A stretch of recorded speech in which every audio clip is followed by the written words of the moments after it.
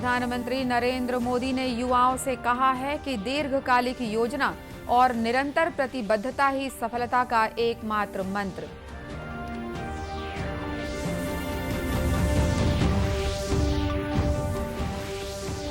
मुख्यमंत्री ने कहा है कि महिलाओं के मान सम्मान से ही हमारी सभ्यता और संस्कार की पहचान होती है।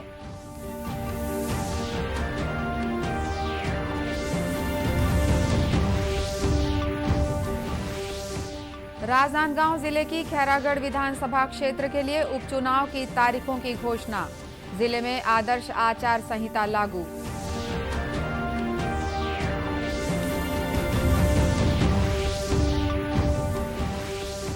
और देश में कोविड टीकाकरण का आंकड़ा 180 करोड़ के पार। छत्तीसगढ़ में कोरोना संक्रमण की दर लगातार घट रही।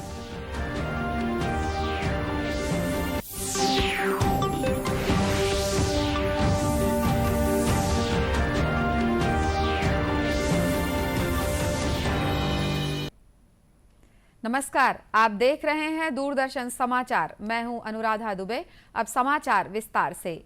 प्रधानमंत्री नरेंद्र मोदी ने कल अहमदाबाद के सरदार पटेल स्टेडियम में गुजरात के सबसे बड़े वार्षिक खेल आयोजन खेल महाकुंभ का उद्घाटन किया।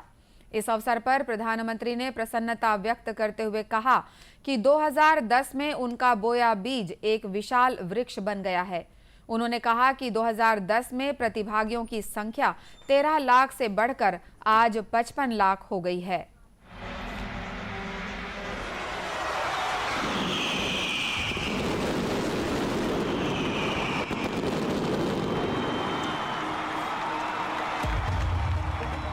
इसके साथ ही अहमदाबाद के खेल महाकुंभ के 11वें संस्करण की शुरुआत हो गई है। प्रधानमंत्री नरेंद्र मोदी ने सरदार पटेल स्टेडियम में एक समारोह में खेल महाकुंभ का शुभारंभ किया। इस अवसर पर प्रधानमंत्री नरेंद्र मोदी ने खिलाड़ियों को शुभकामनाएं देते हुए कहा कि गुजरात का नौजवान आसमान छूने के लिए तैयार है। कि गुजरात का नौजवान आप सब आसमान छूने के लिए तैयार है।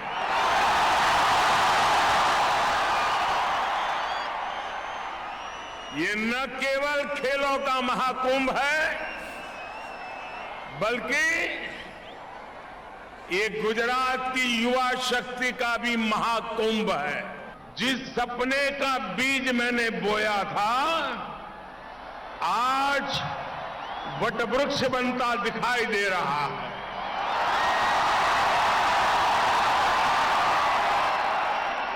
उस बीज को मैं आज इतने विशाल वटवृक्ष का आकार लेते देख रहा हूं। प्रधानमंत्री ने युवाओं का आह्वान किया कि वे कभी भी सफलता का कोई शॉर्टकट न तलाशें। उन्होंने कहा कि दीर्घकालिक योजना और निरंतर प्रतिबद्धता ही सफलता का मंत्र है।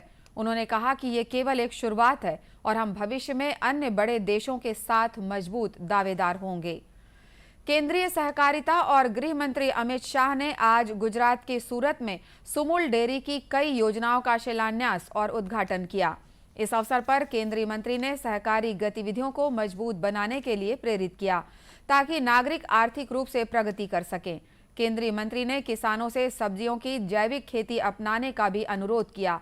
उन्होंने कहा कि इन सब्जियों को पैक करके घरों के दरवाजे पर बेचा जाना चाहिए। આઝાદીના અમૃત મહોત્સવના વર્ષને એક અલગ દૃષ્ટિથી ભારતની જનતાની સામે રાખવાનો પ્રયાસ કર્યો છે। એમના આઝાદીના અમૃત મહોત્સવને આઝાદી અપાવવા માટે જે નામી અનામી અનેક શહીદો, અનેક સ્વાતંત્ર્યવીરો જેમને પોતાનું સર્વોચ્ચ બલિદાન આપ્યું, એમને યાદ કરવાનો મહોત્સવ તો કર્યો જ। એમની વીરતા, એમની ત્યાગ, એમના બલિદાનમાંથી દેશનો યુવા, દેશની યુવા પેઢી પ્રેરણા લે અને દેશભક્તિના સંસ્કારથી સંસ્કૃત થાય એ માટેનું આંદોલન તો ઘણાયું છે, પરંતુ સાથે સાથે એમને આઝાદીના અમૃત મહોત્સવના વર્ષને દેશનું સંકલ્પ વર્ષ તરીકે મનાવવાનો પણ કાર્યક્રમ કર્યો। आजादी के अमृत महोत्सव के तहत आयोजित इस कार्यक्रम में करीब 1 लाख से अधिक लोग शामिल हुए। मुख्यमंत्री भूपेश बघेल ने कहा है कि महिलाओं के मान सम्मान से ही हमारी सभ्यता और संस्कार की पहचान होती है।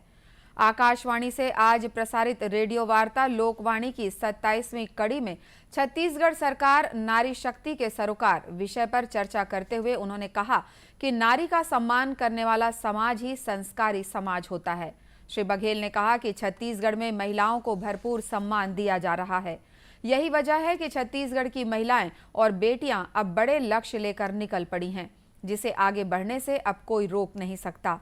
मुख्यमंत्री ने कहा कि राज्य सरकार ने ऐसे कई नीतिगत इंतजाम किए हैं जिसमें महिलाओं को अधिकार मिला है। का प्रतिशत देश के अन्य विधानसभाओं की तुलना में सबसे अधिक है। पंचायती राज संस्थाओं के चुनाव में भी महिलाओं के लिए 50% आरक्षण का प्रावधान है। भूमि और संपत्ति पर कानून के अनुसार महिलाओं को समान स्वामित्व और नियंत्रण का अधिकार है। हमने ऐसे कई नीतिगत इंतजाम किए हैं जिसमें महिलाओं को अचल संपत्ति पर अधिकार मिले। अचल संपत्ति का पंजीयन महिलाओं के नाम पर कराए जाने पर स्टाम्प शुल्क में 1% छूट देने का प्रावधान किया गया है, जिसके कारण एक वर्ष में 50,000 से अधिक पंजीयन हुए हैं और 37 करोड़ रुपए से अधिक की छूट उन्हें मिली।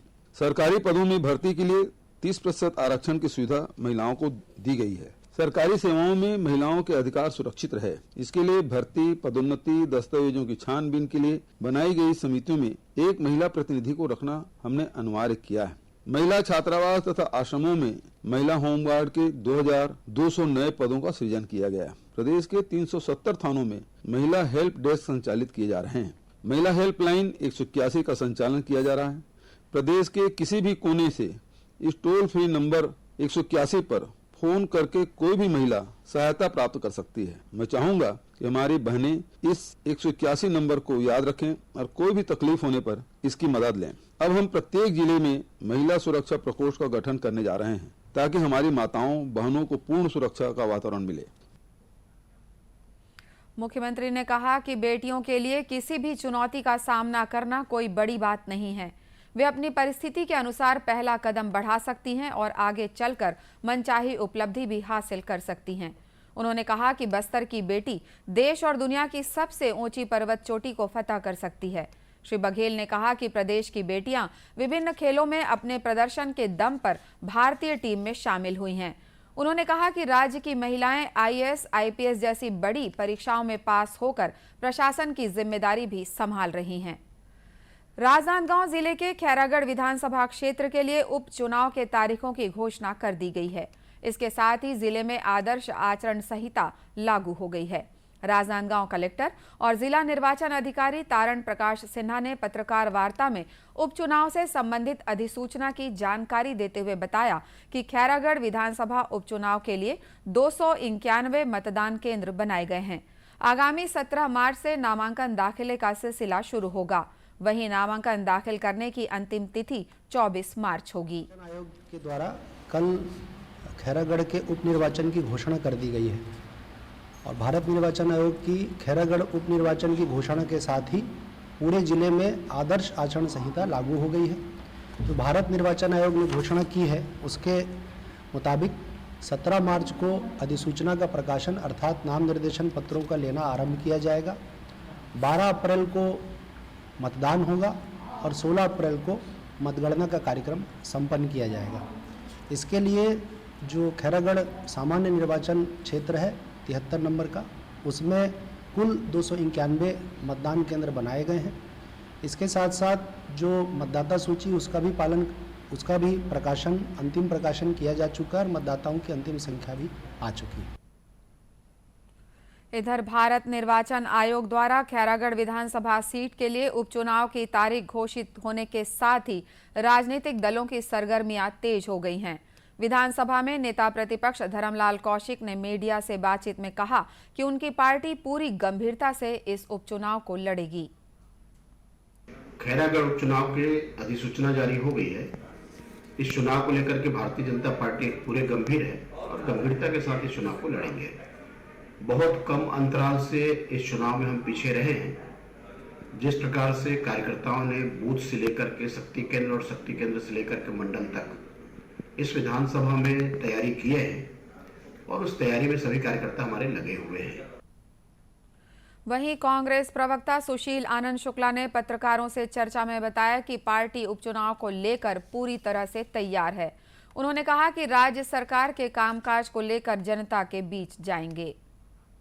हम चुनाव में जाने के लिए पूरी तरीके से तैयार हैं और चुनाव में जाने के लिए हमारे पास मुद्दे हैं। हमारी सरकार के पिछले 3.25 साल के प्रभावी काम हैं, जिनकी बदौलत कांग्रेस पार्टी ने जनता का भरोसा जीता है। हमारे पास में नेतृत्व है, उस नेतृत्व के दम पे हम चुनाव में जाएंगे।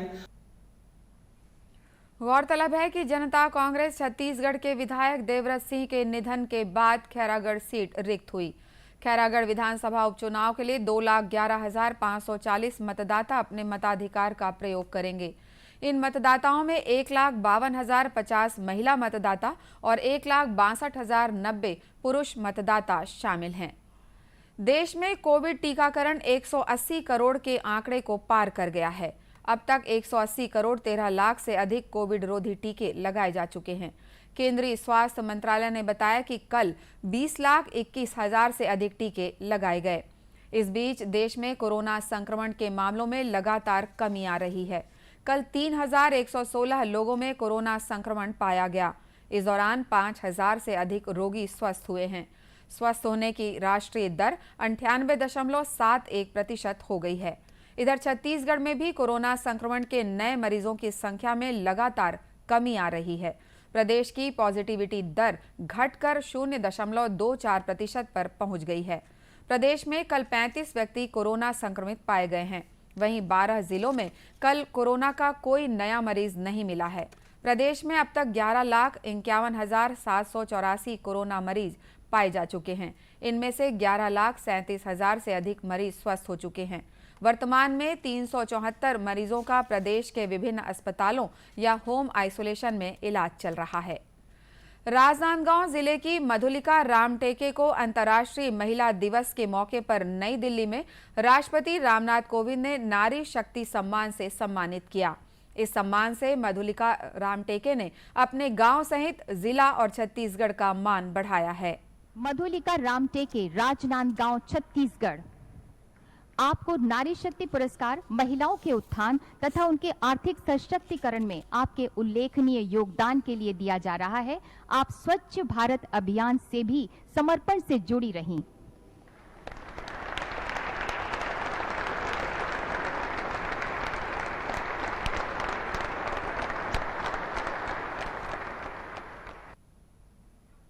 स्थानीय ग्रामीण महिलाओं ने कहा कि मधुलिका रामटेके की उपलब्धि से पूरा गांव गौरवान्वित है।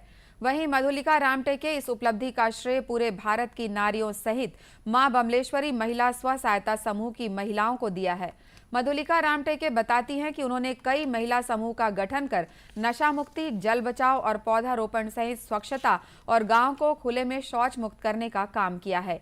इसी तरह महिला बैंक की स्थापना की है। इसके अलावा डेयरी उद्योग, जिमीकंद रोपण, बकरी पालन जैसे रोजगार से जोड़कर महिलाओं को आत्मनिर्भर बनाने की दिशा में कारगर कदम उठाया है। और बहुत गर्व है ये सम्मान लले के मोला। और जम्मो बहिनी मन के मेहनत के फल है, मोर अकेला के नहीं है।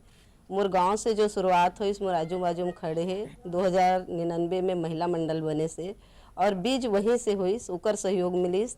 तब ने गांव से ही निकल के ब्लॉक में, जिला में और राज्य में, और अभी अंतर्राष्ट्रीय महिला दिवस में राष्ट्रपति जी के हाथ से जब सम्मान मिलिस, तो मोर जम्मो बहिनी मन के मेहनत, जम्मो बहिनी मन के सहयोग और जम्मो भाई के आशीर्वाद से सम्मान मिले। एक बार मोर बहुत ज़्यादा खुशी है।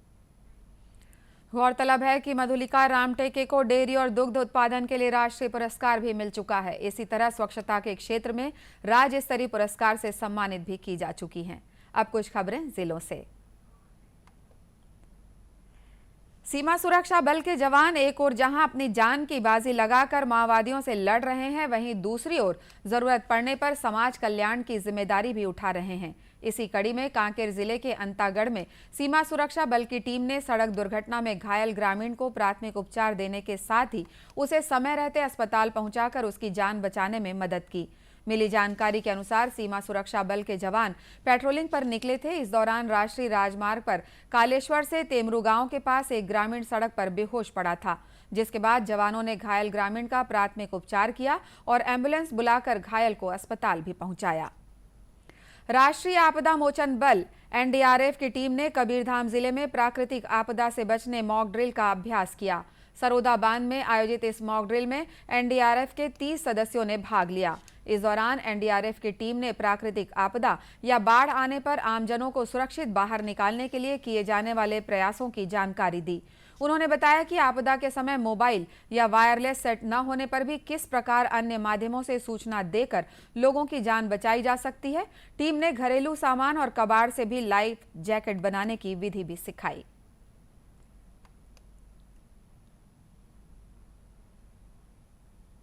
कोरिया जिला न्यायालय में कल राष्ट्रीय लोक अदालत का आयोजन किया गया। इस दौरान 12 खंडपीठ के माध्यम से राजीनामा योग्य मामलों की सुनवाई की गई। जिला और सत्र न्यायाधीश आनंद कुमार ध्रुव ने बताया कि 12 न्यायाधीशों ने लोक अदालत में रखे गए 4167 प्रकरणों में से 740 प्रकरणों का निराकरण किया। इनमें 1,14,82,505 रुपए राशि के अवार्ड भी पारित किए गए। इसके अलावा जिले के सभी राजस्व न्यायालयों में भी 19 खंडपीठ का गठन कर 1684 राजस्व प्रकरण रखे गए थे। इनमें से 1639 प्रकरण निराकृत हुए। इसी के साथ ये समाचार बुलेटिन समाप्त हुआ। नमस्कार।